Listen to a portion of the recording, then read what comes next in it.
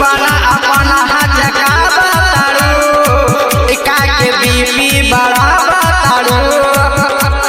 आप सुन रहे हैं बिट्टू सिंगर के आवाज में। अच्छा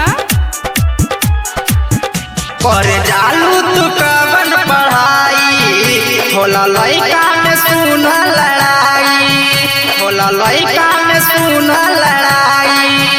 करे जालू तू कवन पढ़ाई होला लइका में सुन लड़ाई।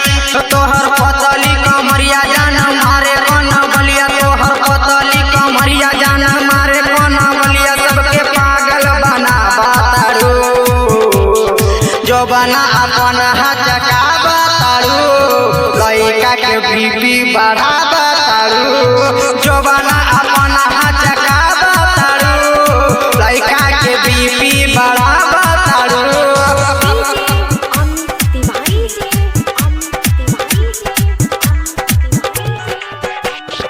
लइका के बीपी बढ़ावा तारू।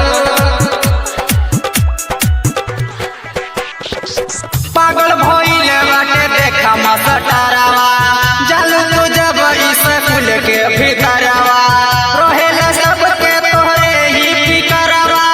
डोरी लागे तोहर हवे इनरवा, हवे इनरवा। हाँ पागल भइले बाटे देखा मसटारावा जालू तू जब स्कूल के भीतरवा रहेला सबके तोहर फिकरवा।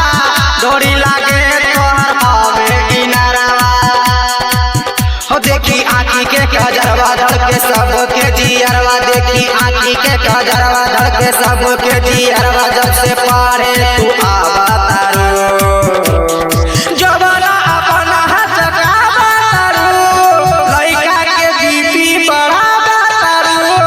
जोबाना अपन हचकावा तारू लइका के बीपी बढ़ावा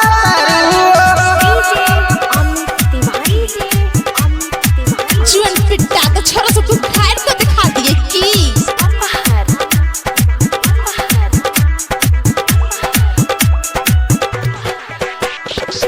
करी ले तोहर हम रोज इंतजार हो होके न देब हम मेहनत बेकार हो। प्यार के करो तो हई इजहार हो जा तू राजी न त देह बला सार हो, देह बला सार हो।